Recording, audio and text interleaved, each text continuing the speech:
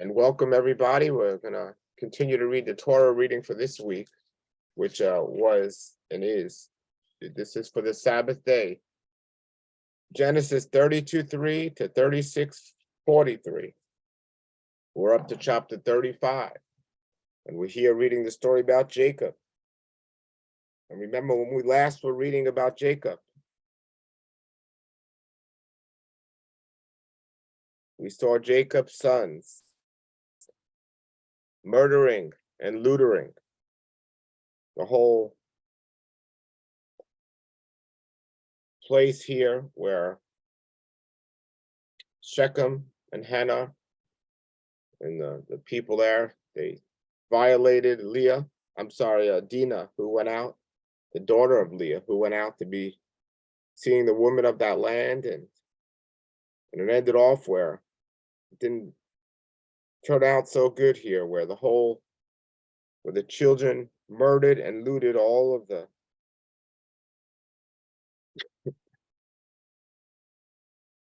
those in the land and created a bad name for Jacob and his family. This is a very, very bad situation of not trusting Yahweh. And we're up to chapter 35 now. Remember, in all of chapter 34, Jacob did not go to Yahweh, and Yahweh did not come to Jacob. Very interesting. In all of chapter 34, that did not happen, but we see at the end of chapter 33,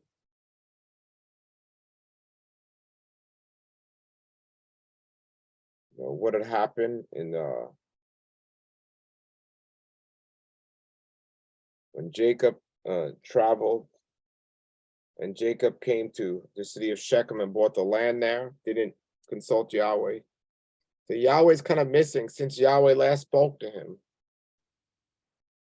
And since Jacob last called on Yahweh, when his brother came to him and he was worried and upset about his brother. So now we come to 35 and it starts off.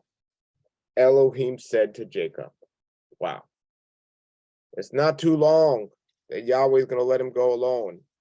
He finally speaks. And Jacob didn't come to him. He came and spoke to Jacob. And remember, his name was changed to Israel. So why is he calling him Jacob? I believe Jacob was still living in the flesh and was still called by his birth name.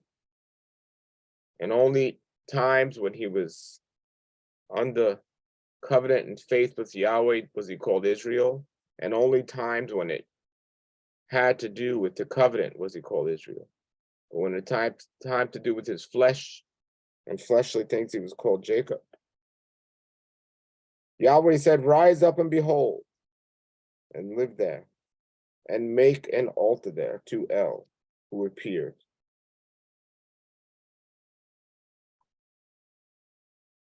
To you, when you fled your brother Esau.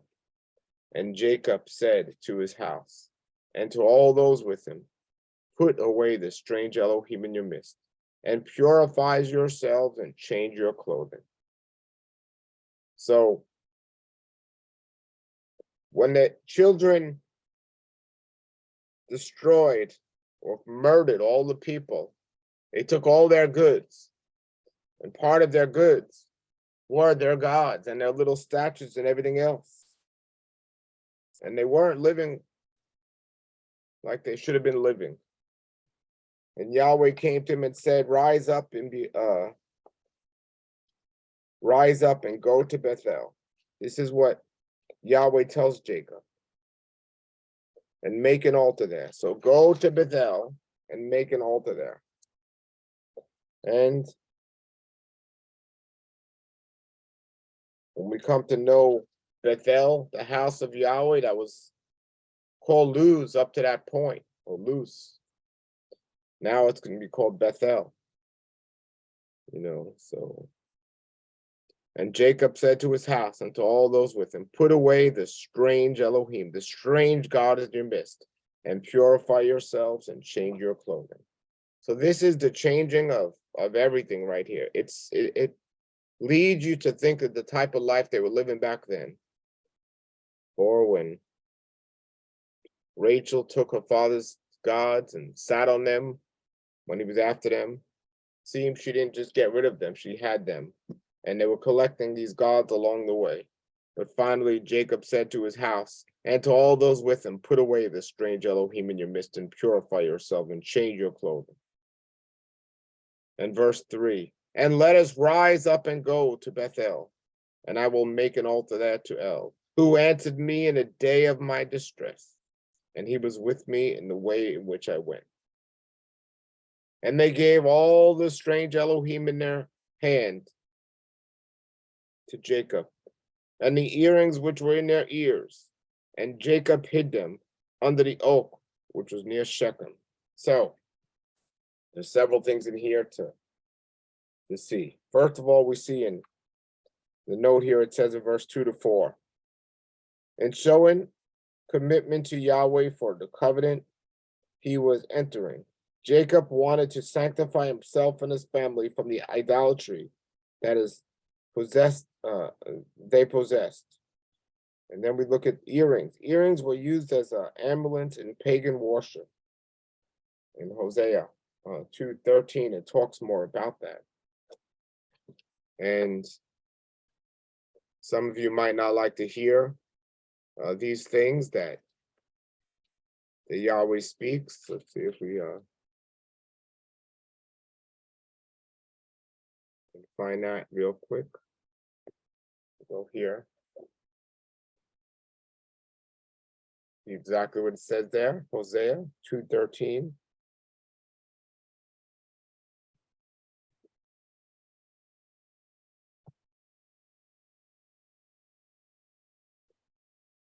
Hosea 2:13.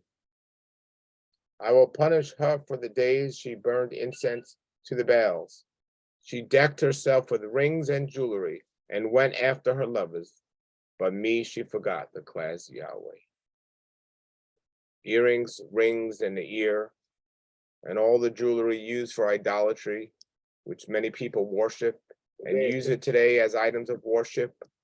And we must be careful with these things. We must be careful not to follow and mimic these ways of the pagans that are doing this. And it just tells you the heart of what they were speaking in Hosea 2:13 and what's going on today, the heart of women today, to try to do everything possible to make their appearance such in a way where men will worship them. And they're quite successful because men are worshiping women today. And men aren't worshiping the women that are not that are jewelry free and makeup free. Men are worshiping the fake harlots or the real harlots that are wearing the fake makeup and the fake up and the provocative dress and things like this, because the enemy is prowling around all this situation. And this is kind of what they were doing, and Jacob had to put an end to this.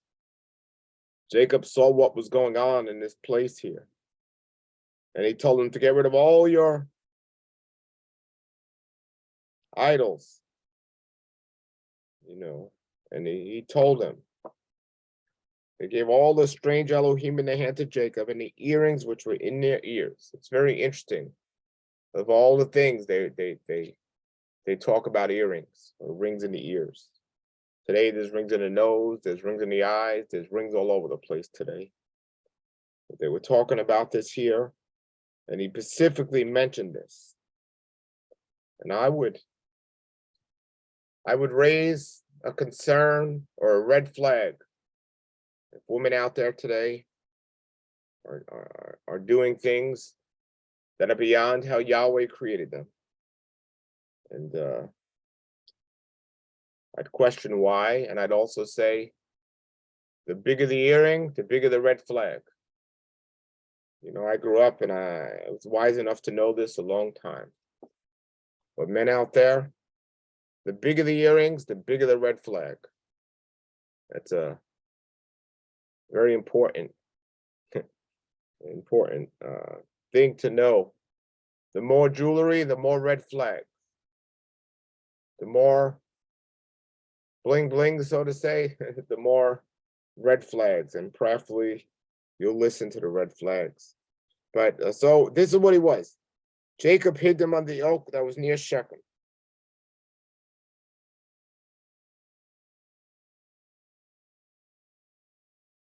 And they pulled up, and there was a terror of Elohim on the cities all around them, and they did not pursue the sons of Jacob. And Jacob came to Luz, which was in the land of Canaan. It is Bethel, and all the people with him came. And he built an altar there and called the place of El Bethel, because there the Elohim revealed themselves to him when he fled from the face of his brother. So this is a very interesting, important note here in Genesis here, Genesis 35:7. So let's see what some of the other translations say. In Genesis, in the New Living Translation, or the New International Translation, says, there he built an altar and he called the place El Bethel, because he was there and Yahweh revealed himself to him when he was fleeing from his brothers. The New Living Testament says, and Jacob pulled an altar there and named the place El Bethel, which means God of Bethel, because Yahweh had appeared to him there when he was fleeing from his brother. And then we'll look at the King James version for this one. And it says,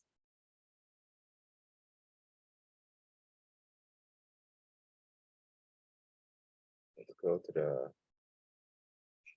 King James version. And he built there an altar and called the place El Bethel, because Yahweh appeared to him there when he fled from his brother. But this translation I'm reading says, and he built an altar there and he called the place El Bethel, because there the Elohim revealed themselves to him when he fled from the face of his brother.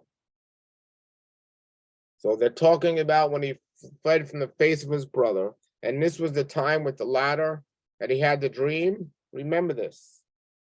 And we saw him go, the cherubim going up and down the ladder, the messengers going up and down the ladder in the dream that he had. And the note here says, here is it distinctively indicated, showing more than one L, and another indication of Yahweh the Father and Yahweh the Son, Yahweh being the family name. It's extremely, extremely helpful for us to understand the deity of a Messiah and everything going on with that. Yahweh the Father and Yahweh the Son. It says right here, Elohim revealed themselves to him. So all those other translations that just say God, they're not properly translating the scripture. It revealed themselves, more than one, to him when he fled from the face of the brother. Then we go to verse 8. And Deborah died, the nurse of Rebekah, and she was buried below Bethel under an oak, and he called its name Oak of Weeping. Now, this is another thing that's very interesting and important for us to understand, that a lot of people don't question and seem to miss. Deborah, the nurse of Rebekah, died and she was buried in Bethel. I find it very interesting that they would mention the death of Deborah, the nurse of Rebekah, but in nowhere in the scriptures do they mention the death and burial of Rebekah. They don't mention what happened to Rebekah, how long she lived, where she was buried, or anything like that. It's not recorded in the scriptures. So as many suggestions of what might have happened, she's not present and may already be dead when Jacob returned to reconcile with Esau. However, here it discusses her nurse dying, and you would suggest, well, why was her nurse there if she was already dead? She didn't need a nurse. So this is one of the things that uh, is not covered, but something to just think about. And again, there's different viewpoints on this. Some people believe that she survived and was reunited with Jacob. In Genesis 49:30 states that her remains were eventually buried in a cave of Machpelah near Merom, along with several of the other patriarchs and merchants. The cave is traditionally mentioned as the tomb of the patriarchs, and that's in Hebron, where we saw Abraham by that cave. So it does mention where she was or where she was buried, but it doesn't mention her death. So, but Deborah died, the nurse of Rebekah, and Elohim appeared to Jacob again. So he appeared again now. Elohim appeared to Jacob again, and he came out of Padanaram. When he came out of Padanaram, and he blessed him. So we saw Jacob cleaning up the house, telling them to get rid of their idols and purifying themselves, and then Yahweh blessed him. And Yahweh said to him, "Your name is Jacob. Your name will not be called Jacob anymore, but Israel will be your name." And he called his name Israel. Now, didn't this already happen when they were wrestling? When they were wrestling, he said that.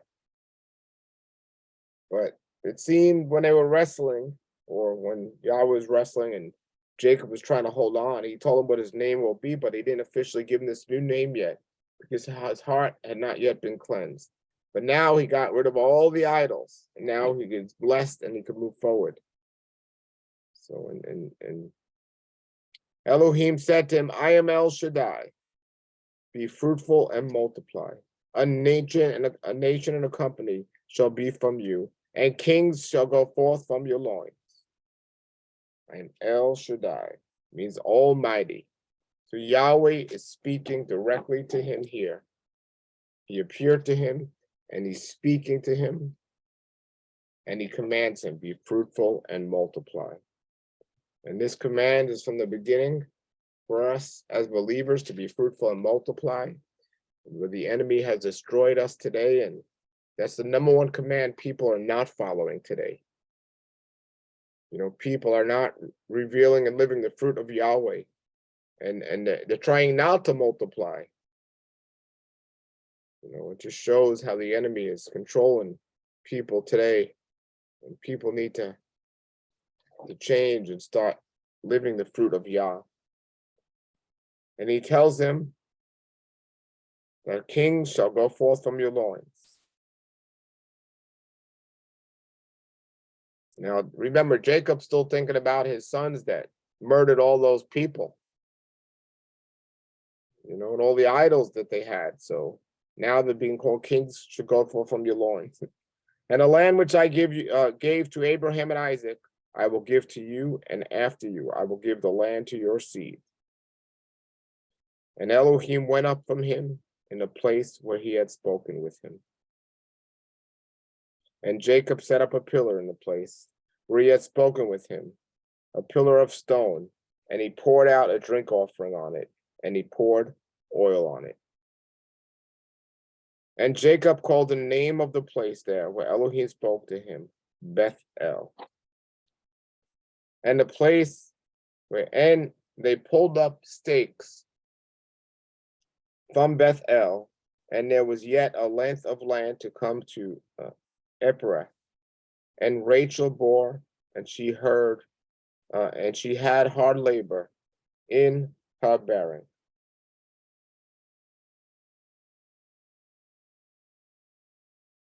And it happened, when she had hard labor in her bearing, even the midwife said to her, "Do not fear, for this is a son for you." And it also happened when her soul was going forth, for she died. Even she called his name Ben-Onan, son of my sorrow. But his father called his name Ben-Yamin, son of my strength. So Benjamin, son of my strength. And Rachel died and was buried on the way to Ephrath. That is Bethel. So Rachel was actually buried in Ephrath, not back in the cave.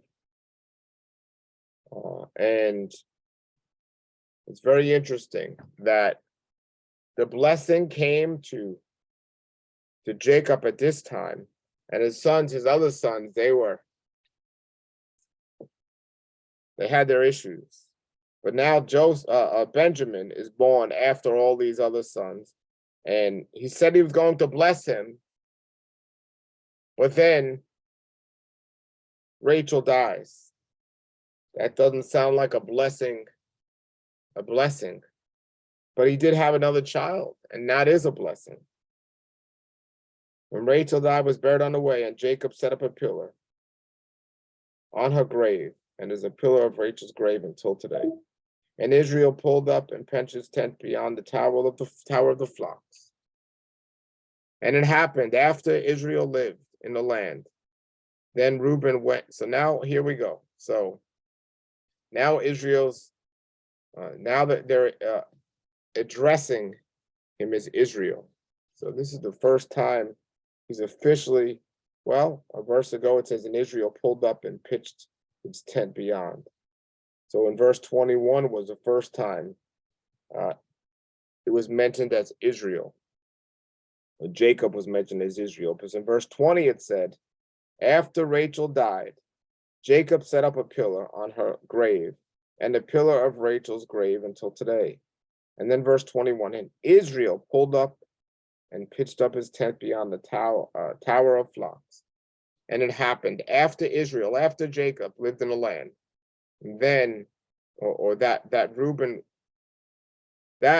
went and lay with Bela, his father's concubine. And Israel heard, and the sons of Jacob were 12. The sons of Leah, Reuben, Jacob's firstborn, and Simon and Levi, and Judah and Ishmael and Zebulun. So now it's recapping all the sons that were with him. But let's not forget what just happened here, where Reuben, the firstborn, went to lay with Bela, his father's concubine. And this was a big no-no in those days. This was a big, big issue that's going to come back on Reuben, the firstborn. And how can he get the firstborn rights after doing something like this? So let's not forget that.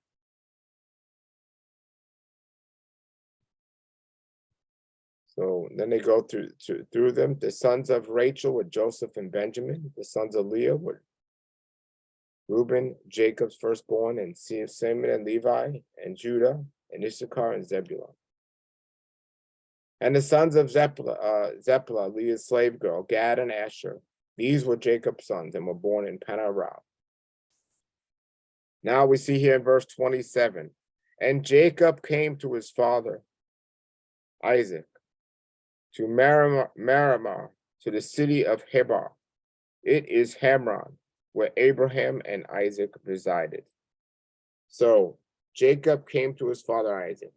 So after all this time, Isaac is still alive, or he was up to this point. And the days of Isaac were 180 years old. It doesn't say anything about Rebekah, but it says Abraham came to Isaac. And Isaac gave up the breath and died and was gathered to his people, old and satisfied of days.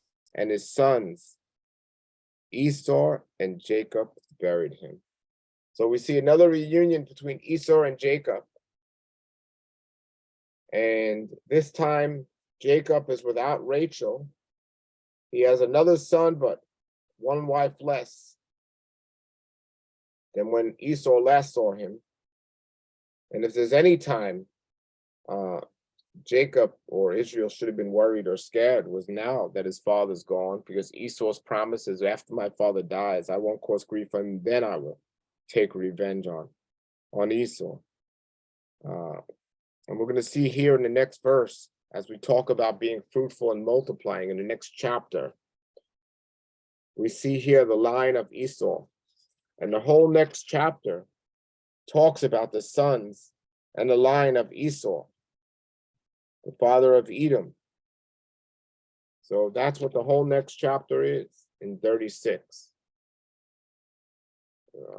We might not go read through all of them, but it's important to read through the names. So we'll get on here and we'll read all the names. But this is Esau's time of to see how much he was following the command of Yahweh of being fruitful and multiplying. Of being fruitful and multiplying. So Jacob got to see Isaac. Didn't mention anything about Rebecca. He got a reunion with Esau. And in this chapter, we saw 3 people dying. We saw Deborah, the nurse of Rebecca. We saw Rachel dying in birth as she bore Benjamin. And then we saw Isaac dying. What an amazing chapter here. So we're getting ready to finish the last chapter of this week's Torah reading, which we'll do tomorrow. It's chapter 36, which talks about the line of Esau. I thank you all for joining me this day for this reading. I pray you all have a blessed day. May Yahweh be with you this day and always.